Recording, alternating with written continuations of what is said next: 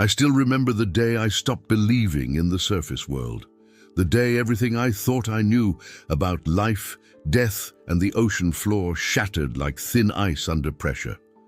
My name is Dr. Chen, and I'm a deep-sea marine biologist. What I'm about to tell you will sound impossible, maybe even insane, but I swear on everything I hold dear that every word is true. It started 3 years ago when our research vessel detected something extraordinary at the bottom of the Mariana Trench. Something that would change our understanding of life itself. If you're watching this from your city right now, wherever that might be, I want you to take a moment and imagine the deepest, darkest place you can think of. Now multiply that darkness by 1,000. That's where I found them. If this story captivates you, please hit that subscribe button. Your support helps me share these incredible discoveries with the world, and trust me, you won't want to miss what comes next. The expedition began on a Tuesday morning, though down there time loses all meaning. Our team had been tracking unusual seismic activity near the Challenger Deep, the deepest known point in Earth's oceans. At nearly 7 miles below the surface, the pressure is so intense it can crush a submarine like a tin can. We were using the latest deep-sea ROV technology, equipment that cost more than most people make in a lifetime. Our mission was simple: investigate the source of mysterious energy readings that kept appearing and disappearing on our sensors like ghosts. I was in the control room when the cameras first picked up the whale fall. From the surface, it looked like any other deceased whale that had drifted to the ocean floor. A grey whale, maybe 40 feet long, its massive body slowly descending through the water column like a gentle giant returning home. Whale falls are actually quite common in the deep ocean. When a whale dies and sinks, it becomes an oasis of life in the abyssal desert, feeding entire ecosystems for decades. Scientists have documented this phenomenon for years, but what we were seeing was different. Very different. The whale wasn't just sitting on the seafloor, it was positioned vertically, nose down, as if it had been carefully placed there. And around it, in a perfect circle stretching nearly 100 meters in diameter, the sediment had been cleared away, swept clean. The volcanic rock underneath was exposed, smooth and dark like polished obsidian. No random current could create such a precise pattern. No natural process could explain what looked like deliberate arrangement. My colleague, Dr. James Whitmore, was the first to speak. His voice cracked with excitement as he pointed at the monitor. There were structures around the whale, not rocks or coral formations, but structures. Carved pillars rising from the seafloor, each one perfectly cylindrical, each one exactly the same height. They formed concentric rings around the whale fall, like an ancient temple built to honor the dead. But temples don't exist 7 miles underwater. Temples aren't built in places where the pressure can liquefy bone. We spent the next 6 hours analyzing every pixel of footage, running every test our equipment could perform. The pillars were made of compressed sediment and minerals, somehow fused together with a precision that shouldn't be possible at those depths. The composition included elements we expected: calcium carbonate, silica, various metals. But the ratios were wrong. They'd been refined, processed, organized in ways that suggested intelligence, suggested purpose. That's when we saw the first movement. Something small and quick darting between the pillars. Our cameras weren't fast enough to capture it clearly, just a blur of bioluminescent blue trailing through the darkness. Then another movement, and another. Within minutes, the entire area around the whale was alive with activity. Dozens of creatures, maybe hundreds, moving with coordinated purpose. They were unlike anything in our databases, unlike anything science had ever documented. I enhanced the footage, slowed it down frame by frame. The creatures were roughly the size of large crabs, but their bodies were elongated, almost eel-like, with multiple pairs of articulated limbs.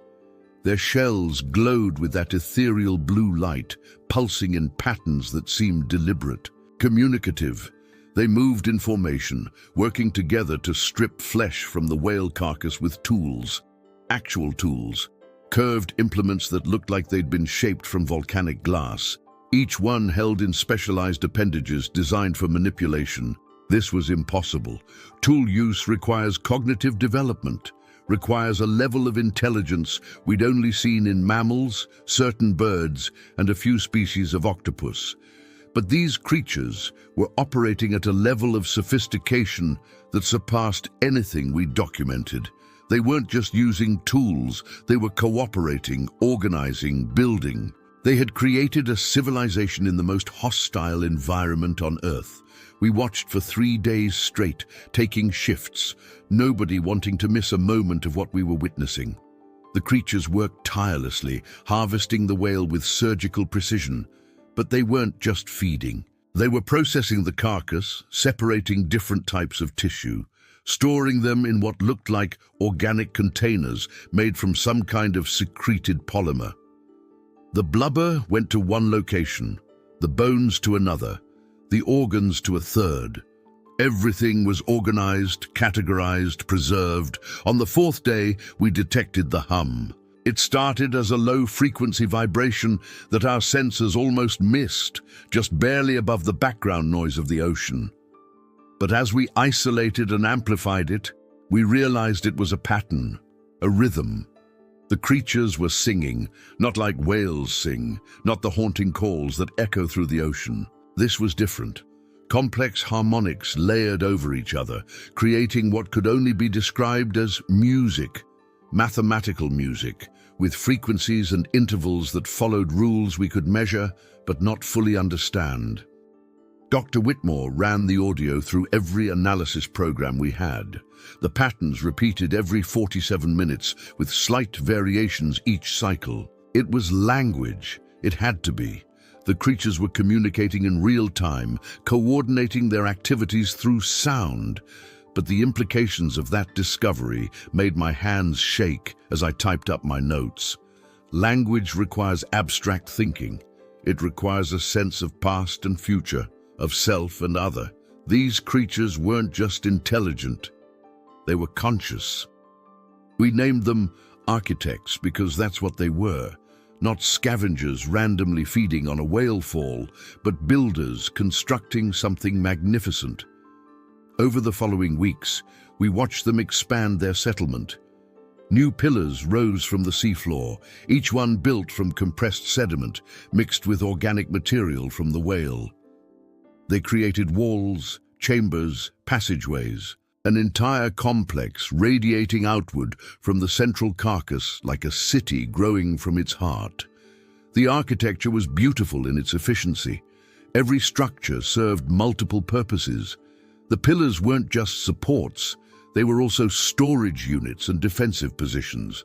The walls channeled ocean currents to bring fresh water and nutrients into the settlement while keeping predators out. The chambers were organized by function, some for processing food, others for what looked like communal gathering, and still others whose purpose we could only guess. But the most astonishing discovery came when we deployed a chemical analysis probe near one of the outer chambers. The readings showed elevated levels of methane, hydrogen sulfide, and other chemicals associated with chemosynthesis. The architects weren't just building with the whale, they were farming. They had cultivated colonies of bacteria in specialized chambers, using the chemicals from the decomposing carcass to grow food. They'd created a closed-loop ecosystem that could potentially sustain itself for decades after the whale was fully consumed. I sent our findings to colleagues at major research institutions around the world. The response was immediate and divided. Half thought we'd made the discovery of the century. The other half thought we'd lost our minds. Deep-sea intelligence, underwater cities. It sounded like science fiction. It sounded like the ravings of researchers who'd spent too long at sea. But we had the footage, we had the data, we had proof. 3 months into our observation, something changed. The architect's activity suddenly decreased. The constant movement and construction slowed to a crawl. At first we thought they were entering some kind of rest cycle, but the timing didn't match their previous patterns. Then we noticed the pillars. They were pulsing with light, all of them synchronized, creating waves of bioluminescence that rippled through the settlement like a heartbeat. The singing changed too. The complex harmonics simplified into a single sustained tone, deep and resonant. It made our equipment vibrate. It made my chest vibrate. And then, from the darkness beyond our camera's range, they came. More architects, hundreds of them, maybe thousands. They emerged from the abyss like stars appearing at twilight, their blue glow creating a constellation on the seafloor. They were coming to the whale full from kilometers away, drawn by the song. What we witnessed next can only be described as a ceremony. The new arrivals didn't rush to feed. They moved in procession, following specific paths between the pillars, stopping at certain points as if paying respects. The resident architects emerged from their chambers to greet them, touching appendages in what looked unmistakably like recognition, like reunion. These weren't mindless creatures responding to chemical signals. These were individuals with relationships, with social bonds, with culture. The ceremony lasted for hours. The architects gathered in the central chamber, the one built directly around the whale's head. They arranged themselves in precise formations, creating geometric patterns that shifted and evolved. The singing reached a crescendo, multiple tones weaving together into something that made me cry without understanding why. It was beautiful, it was alien, it was unmistakably sacred. Dr. Whitmore suggested we were witnessing a funeral.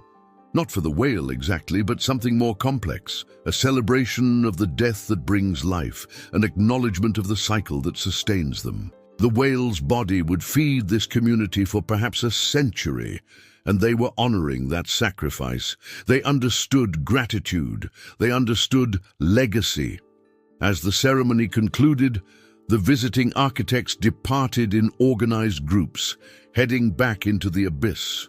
But not all of them left. Some stayed, joining the settlement, becoming part of the community. We realized we were watching population management, migration, social exchange. The whale fall wasn't just a food source. It was a meeting place, a hub of civilization that connected multiple settlements across the abyss.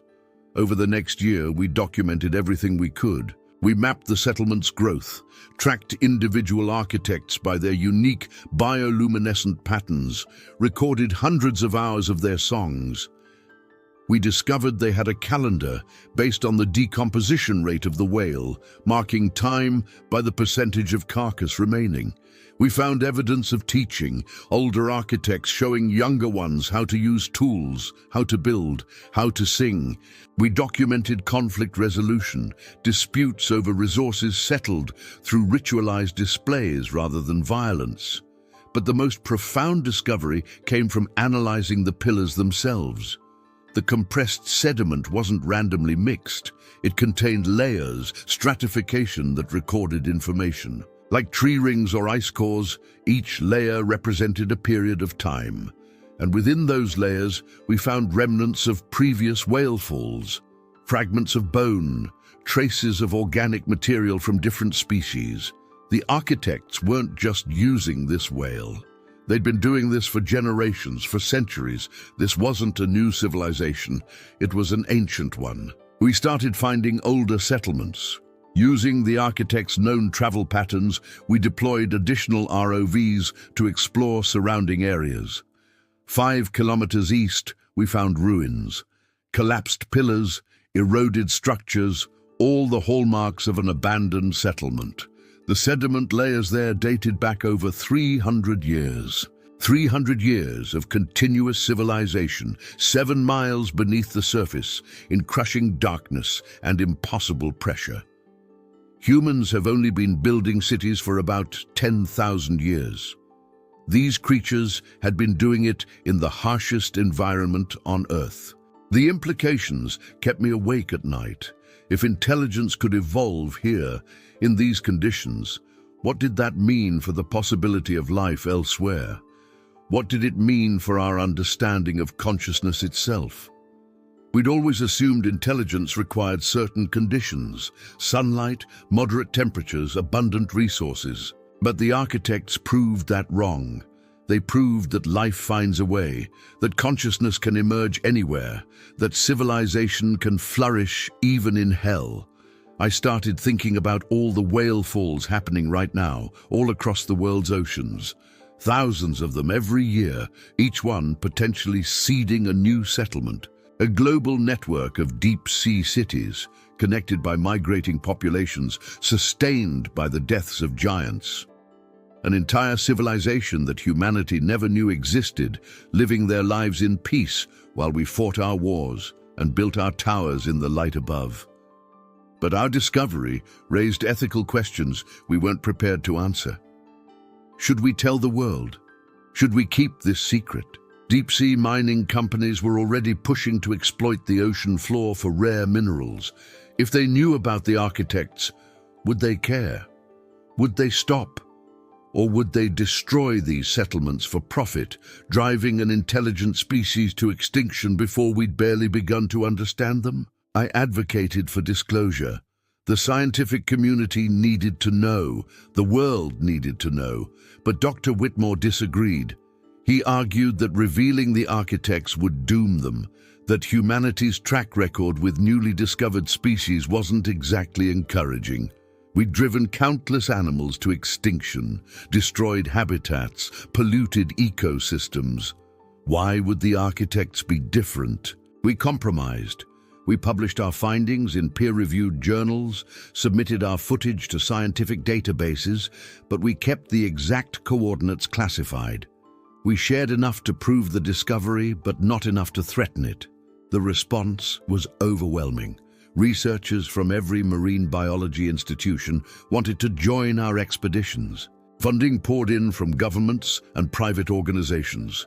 The architects became the most studied unknown species on Earth. 2 years after our initial discovery, I returned to the original settlement. The whale was almost gone. Just the massive skeleton remaining, picked clean and white against the dark volcanic rock. But the city had grown exponentially. Dozens of new chambers, hundreds of additional pillars, and a population we estimated in the thousands. The architects had thrived. They'd taken the gift of the whale and built something magnificent. I spent weeks there, not as a distant observer through cameras, but in a specialized deep-sea submersible that allowed me to see them up close. To watch them work, to hear their songs without electronic filters, to be present in their world. I saw parents teaching children. I saw artists creating sculptures from compressed sediment. I saw engineers solving problems, innovating, improving their structures. I saw joy, I saw grief, I saw everything that makes a civilization worth the name. On my last dive, something extraordinary happened. An architect approached my submersible, not out of curiosity or aggression, but deliberately. It came right up to my viewing port and stopped. We looked at each other. Well, I'm not sure if it has eyes in the way I understand them, but we acknowledged each other. Two intelligent beings from different worlds meeting in the space between. The architect placed one of its appendages against the hull, and I placed my hand on the inside of the glass, matching its position. We stayed like that for maybe 30 seconds. It felt like an eternity. It felt like a promise. I'm here. You're here. We exist together. Then it turned and swam away, its bioluminescence fading into the darkness like a star going out. I thought about that moment during the entire ascent back to the surface, 7 miles up through crushing pressure and absolute darkness, back to the world of light and air and human civilization. I thought about what it means to be intelligent, to be conscious, to build something that outlasts your individual life. The architects had taught me that consciousness isn't about being human. It's about recognizing the profound gift of existence and doing something meaningful with it. When I finally surfaced and stepped back onto the deck of our research vessel, The sun was setting. The ocean stretched out in every direction, beautiful and mysterious, hiding depths we'd barely begun to explore. I thought about all the whale falls happening right now. Grey whales and humpbacks and blue whales dying their natural deaths and sinking slowly toward the abyss.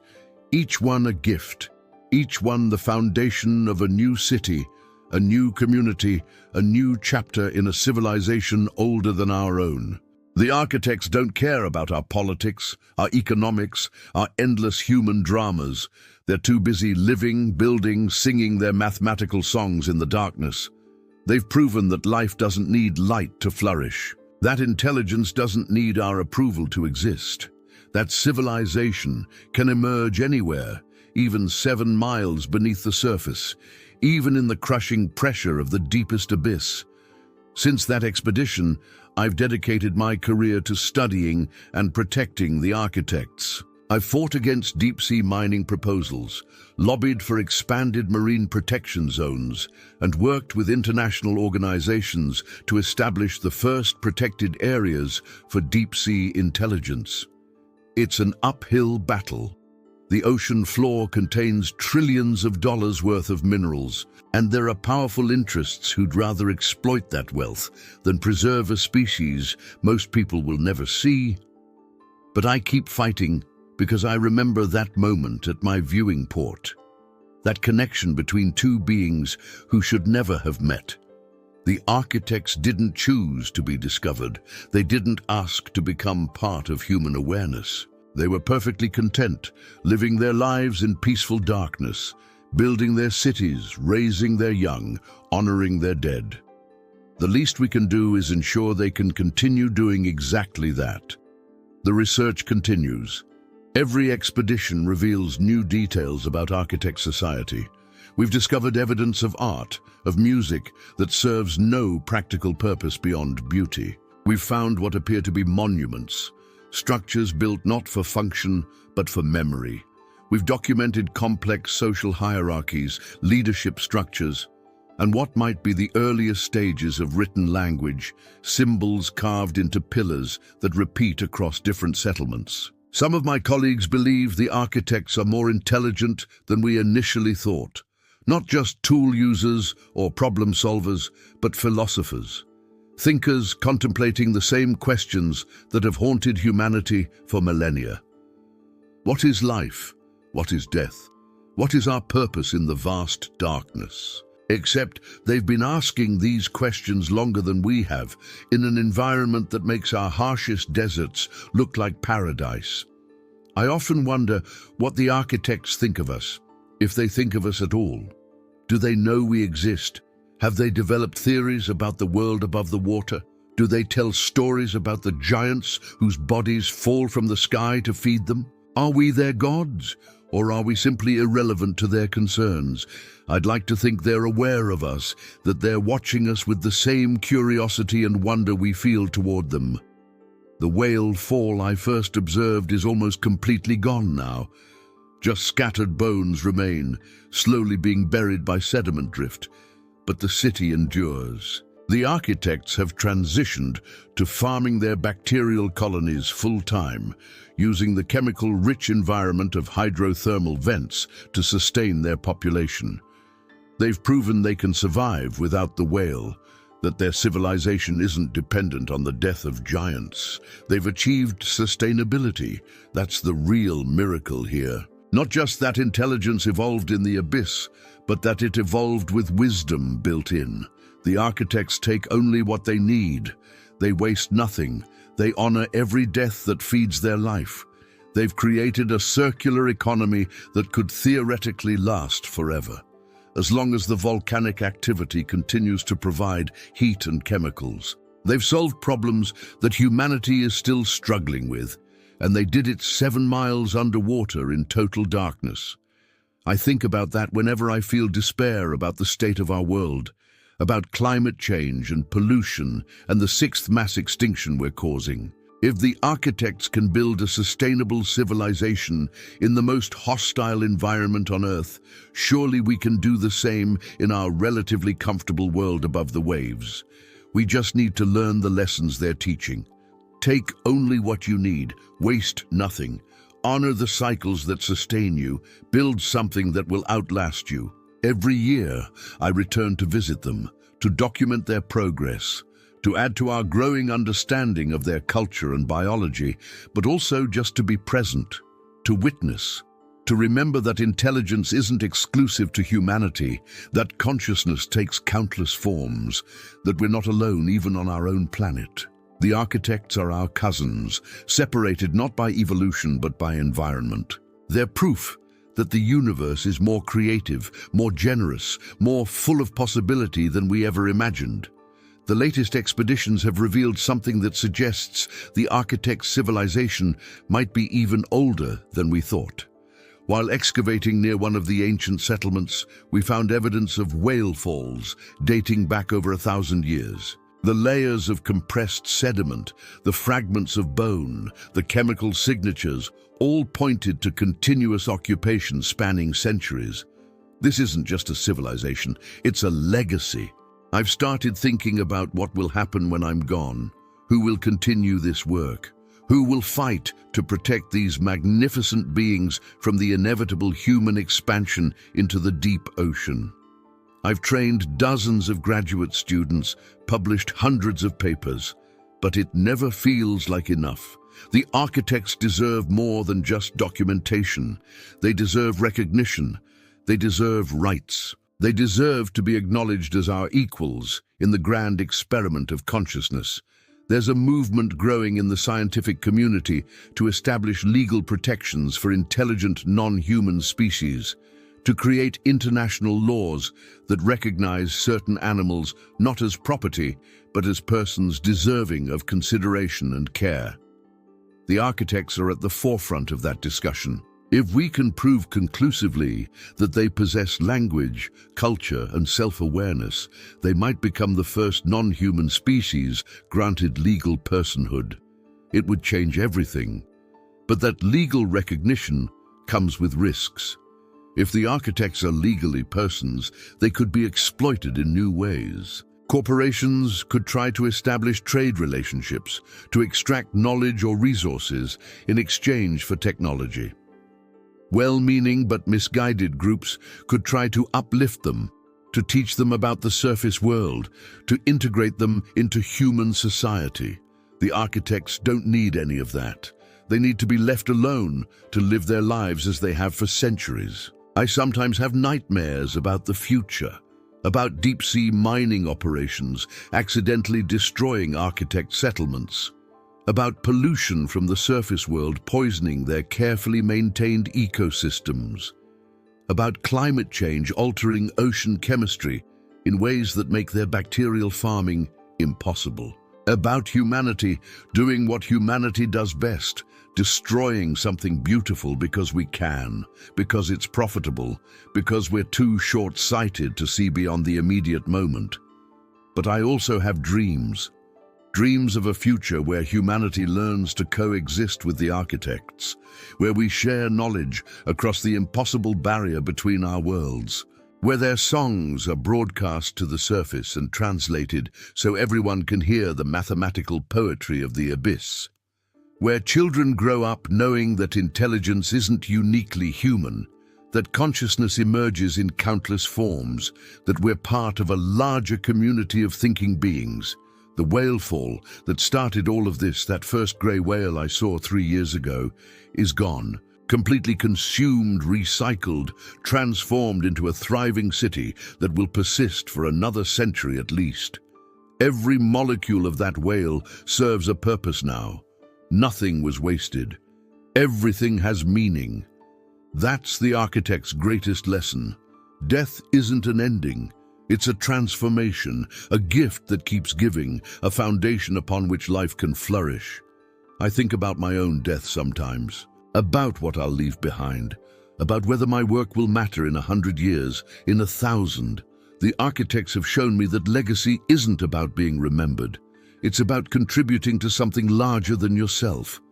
That grey whale didn't know it would feed a civilization.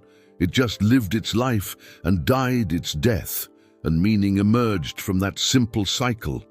Maybe that's enough. Maybe it's enough to do the work, to tell the story, to fight the battles that need fighting, and trust that something good will come from it.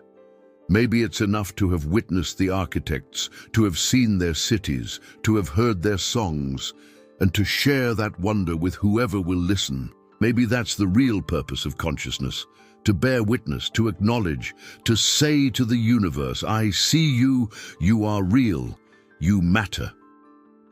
The research vessel I'm on right now is heading back to the Mariana Trench. We've got new equipment, better cameras, improved sensors. We're going to spend 6 months documenting everything we can about architect society. We're going to map their migration patterns, decode more of their language, understand their social structures.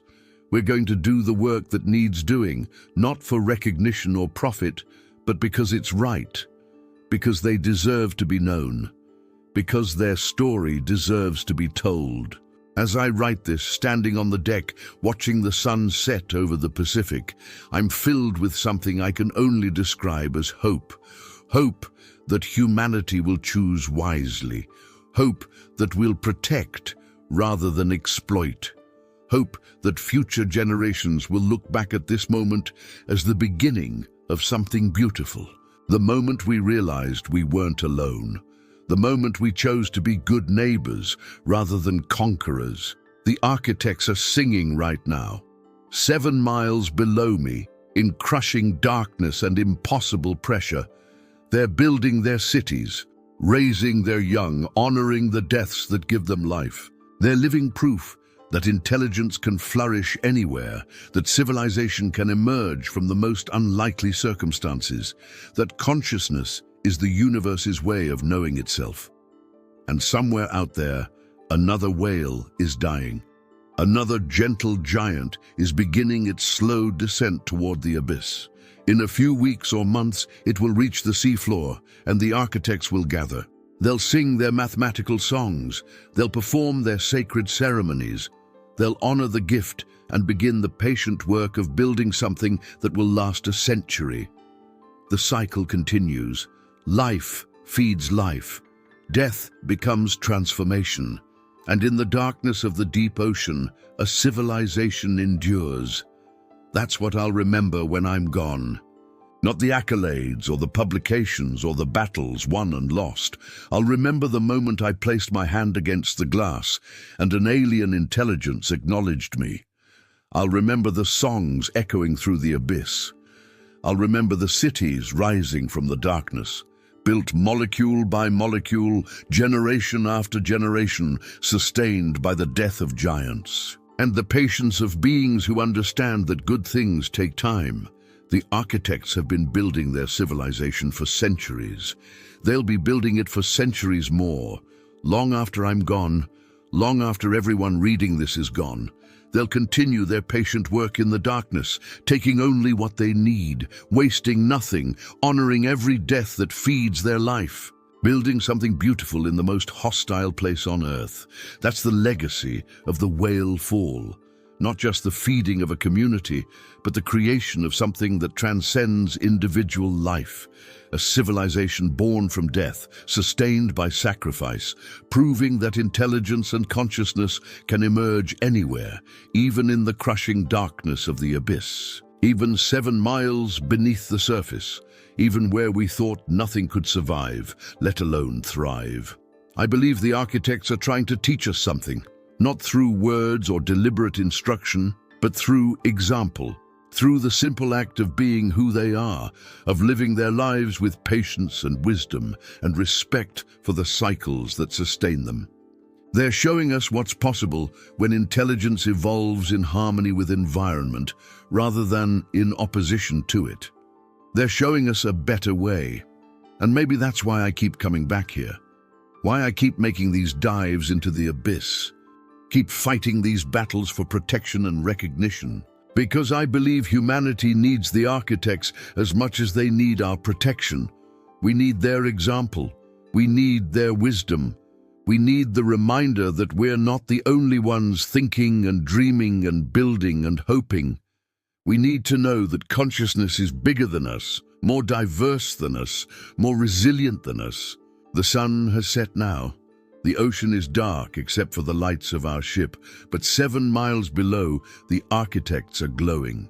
Their bioluminescence is painting the darkness with patterns of blue light, creating constellations on the sea floor, singing their songs to the empty water. And tomorrow I'll descend to meet them again, to witness, to document, to honor. To remember that in the deepest darkness, in the most impossible places, life finds a way to flourish.